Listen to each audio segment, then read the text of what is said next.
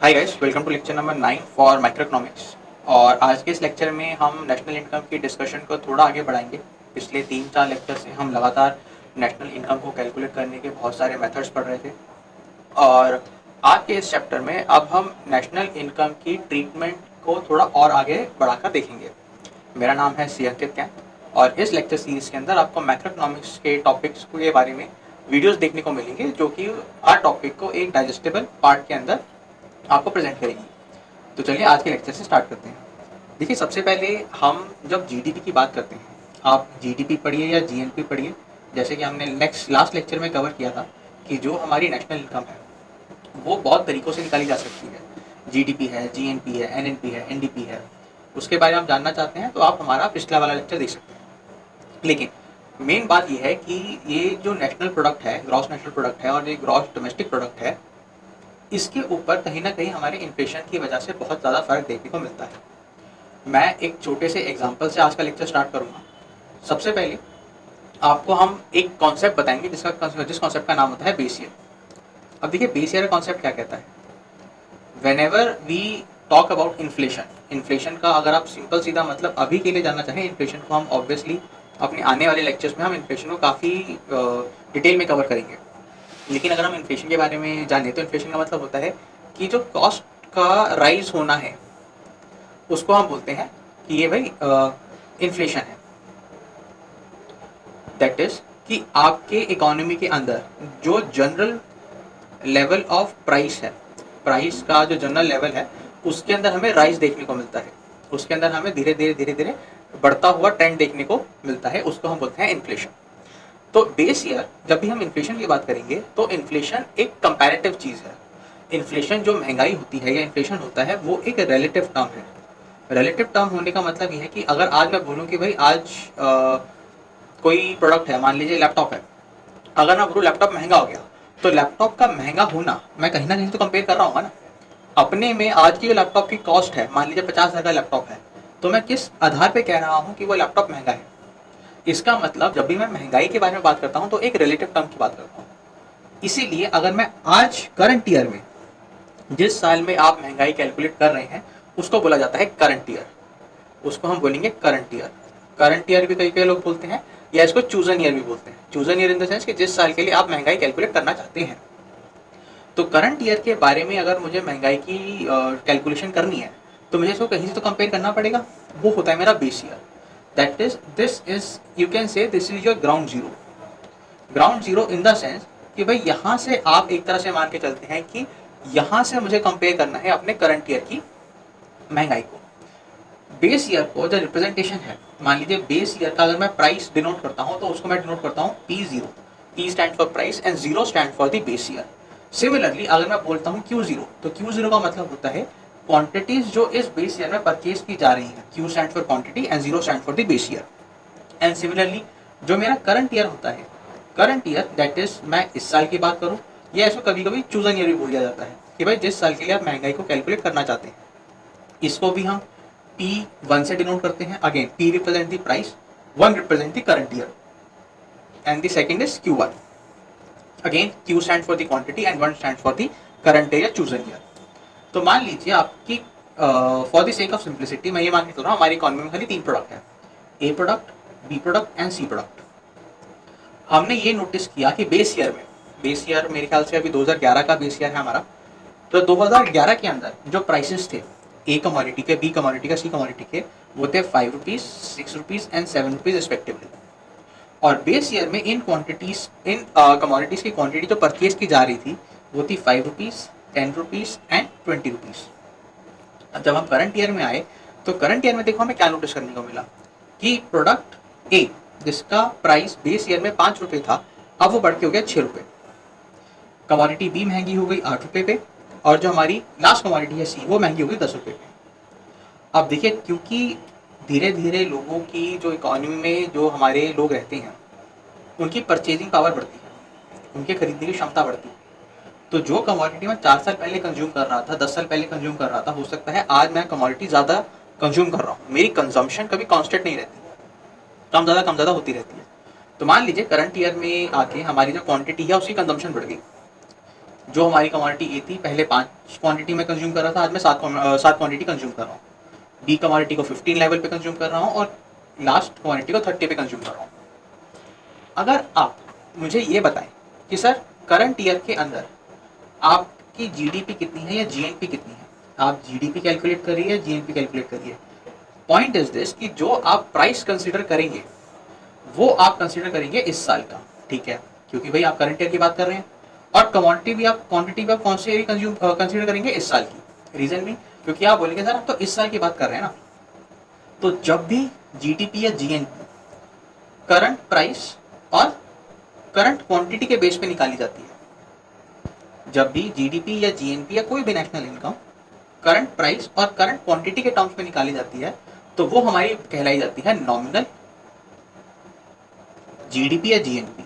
मैं जीडीपी और जीएनपी दोनों लिख के चल रहा हूँ क्योंकि दोनों ही नेशनल इनकम के अलग अलग रूप हैं। तो इसका मतलब टोटल कमोडिटी ए के ऊपर खर्चा कितना हो रहा है, 42 रुपीज, दैट इज 7 इंटू 6। दूसरी कमोडिटी के ऊपर हमारा खर्चा हो रहा है 120 रुपीज, 42 120, और लास्ट कमोडिटी के ऊपर खर्चा हो रहा है 300 रुपये।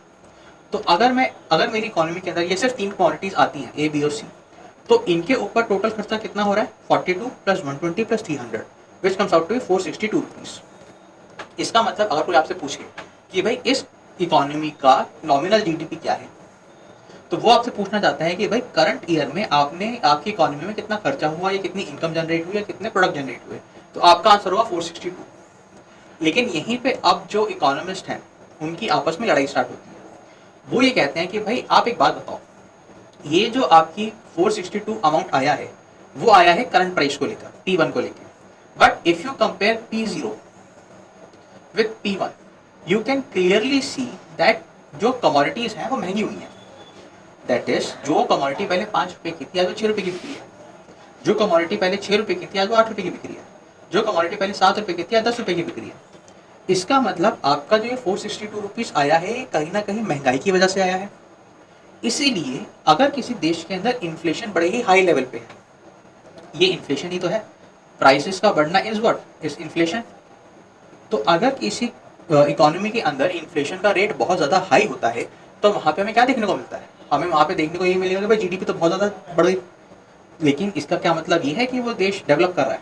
द आंसर इज नो, क्योंकि जो आपको इन्फ्लेटेड फिगर्स दिख रही हैं वो दिख रही हैं क्योंकि प्राइसेस बढ़ गए, महंगाई आ गई, और महंगाई आने के तो बहुत सारे रीजन हो सकते हैं। दूसरी चीज़, अगर डिफ्लेशन है मार्केट में, मान लीजिए प्राइस कम हो रहे होते हैं, हमारे केस में तो प्राइस बढ़ रहे हैं, मान लीजिए प्राइस कम हो रहे होते, इकोनॉमी में डिफ्लेशन होता, तो जो आपको नॉमिनल जीडीपी की फिगर दिखती वो बहुत ही कम दिखती। वो भी गलत है।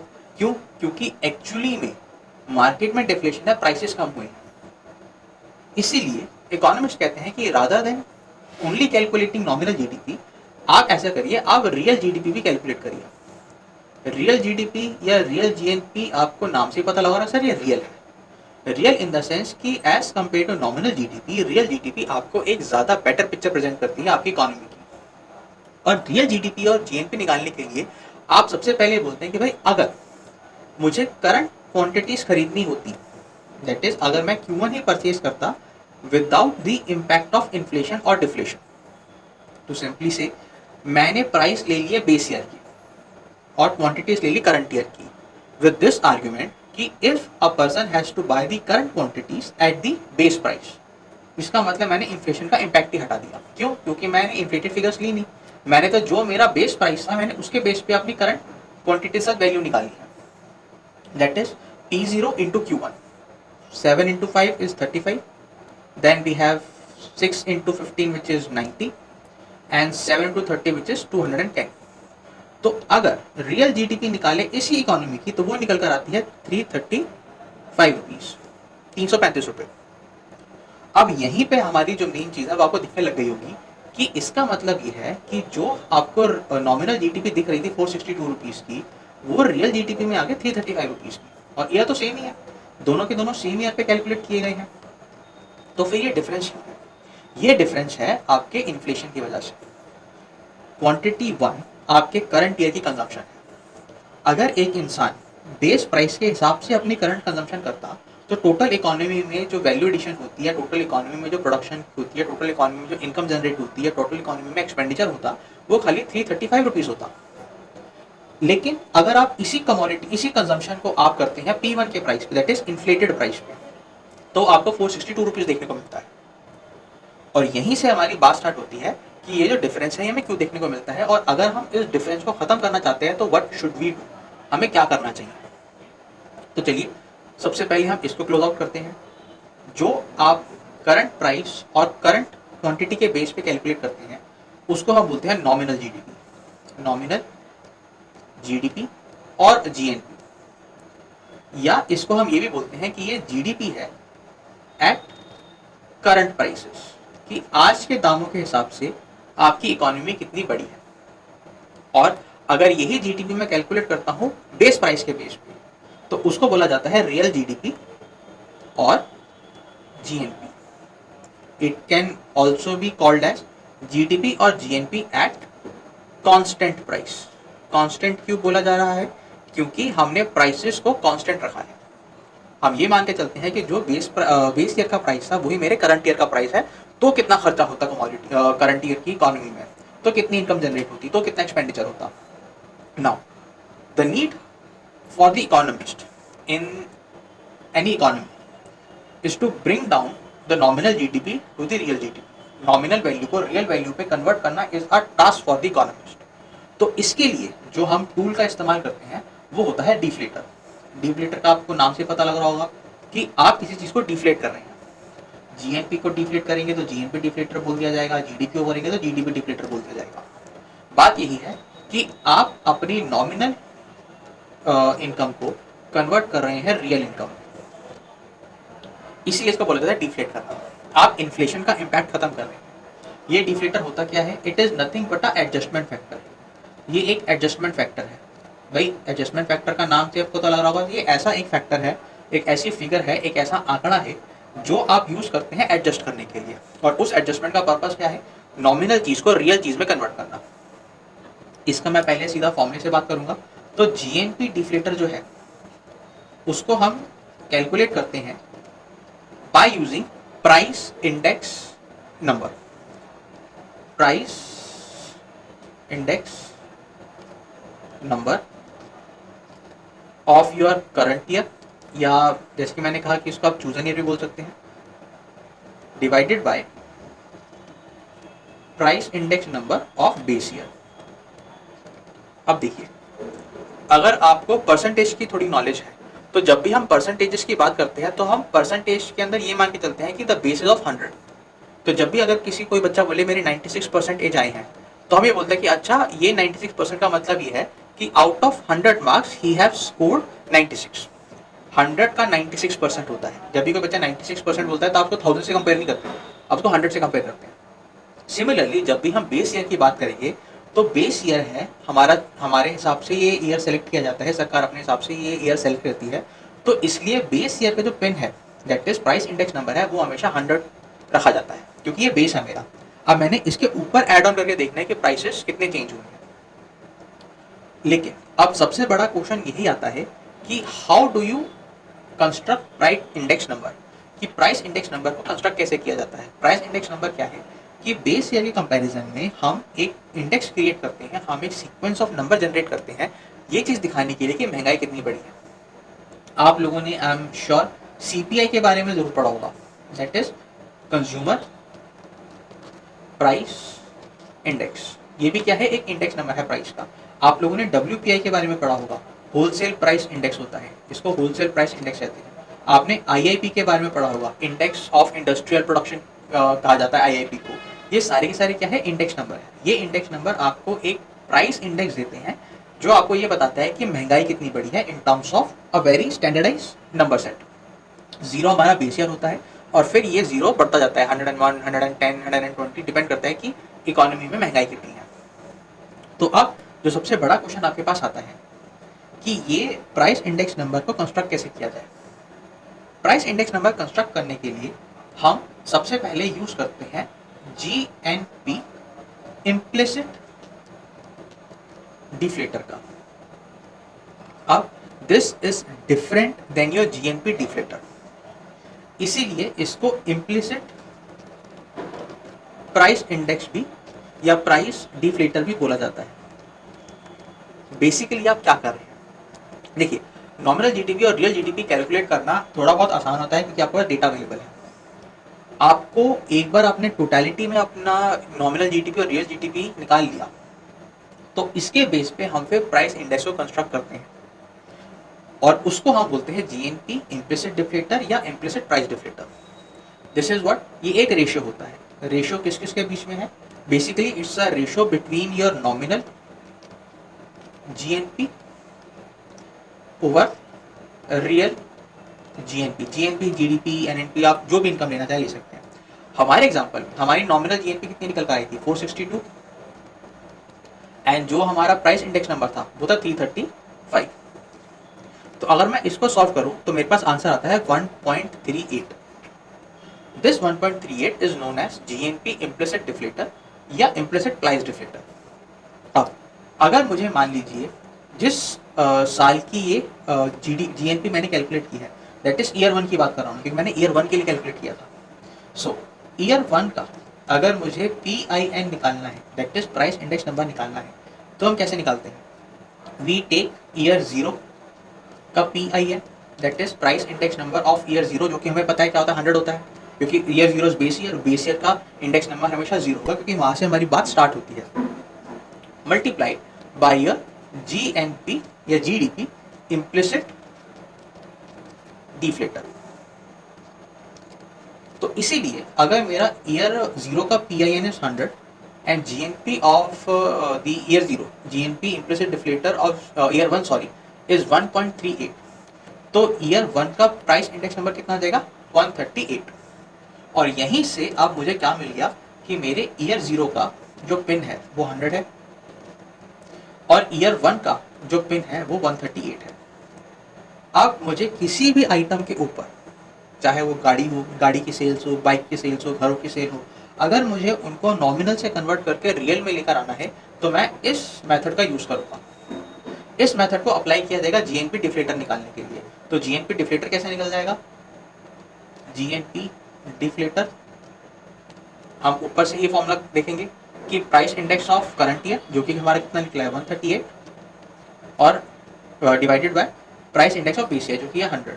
तो 1.38 इज माय जीएनपी डिफ्लेटर और ये 1.38 यूज किया जाएगा किसी भी आइटम को जो कि नॉमिनल टर्म्स में है उसको कन्वर्ट करने में इन रियल टर्म्स। अगर मैं अपने ही एग्जांपल में बात करूं तो हमारे पास जो हमारी नॉमिनल जीएनपी और जीडीपी थी वो थी 462 रुपीज 462। मेरे पास जीएनपी डिफ्लेटर आ गया। अगर मैं वापस अपना फॉर्मूला चेक करूं, सॉरी मैंने फॉर्मूला लिखवाया नहीं है, तो अब आपके पास ये दोनों आइटम है, आपके पास जीएनपी डिफ्लेटर भी आ गया और आपके पास नॉमिनल जीएनपी भी है। तो अगर मुझे रियल जीएनपी निकालनी है तो नॉमिनल जीएनपी को we will divide by are GNP deflator which is 462 divided by 1.38 which turns out to be 335 approximate। हालांकि आप लोग ये बोल सकते हैं कि सर इन्हीं फिगर्स को यूज करके 1.38 निकाला था। ब्रॉडर लेवल पे हम जीएनपी डिफ्लेटर कैलकुलेट करते हैं और फिर माइक्रो लेवल पे जाकर हम इस जीएनपी डिफ्लेटर को यूज करेंगे हर एक सेक्टर की नॉमिनल इनकम को रियल इनकम में कन्वर्ट करने के लिए। You have to construct price index number using your real GNP and nominal GNP at a broader level और फिर उनको माइक्रो लेवल तक लाने के लिए हम इस जीएनपी डिफ्लेटर का काम करेंगे, ये मान के कि भाई ये महंगाई है और ये महंगाई की दर कॉन्स्टेंटली लग रही है। हालांकि ये जो कॉन्सेप्ट है जब इसको प्रैक्टिकली अप्लाई किया जाता है तो इसके अंदर बहुत सारी चीज़ें ऐड ऑन हो जाती हैं, लेकिन अगर आपको सिर्फ इतना जानना है कि किसी भी कंट्री के नॉमिनल जीडीपी और रियल जीडीपी को कैसे निकाला जाता है, कैसे आप किसी प्रोडक्ट के प्राइस में जो इंक्रीज आया है उस इंक्रीज को हटाकर आप देखना चाहते हैं कि एक्चुअल में कितना वैल्यू एडिशन हुआ है, एक्चुअल में इनकम कितनी बढ़ी है, ग्रोथ कितनी है इनकम की अदर देन योर इन्फ्लेशन, तो इस जीएनपी डिफ्लेटर का जो रोल है बहुत ही इंपॉर्टेंट हो जाता है। आई होप आपको आज का ये जो लेक्चर है पसंद आया होगा। Please like share and subscribe to my channel if you like this content और मैक्रो इकोनॉमिक्स से रिलेटेड और टॉपिक्स के बारे में जानने के लिए please stay connected with us. Thank you so much for watching.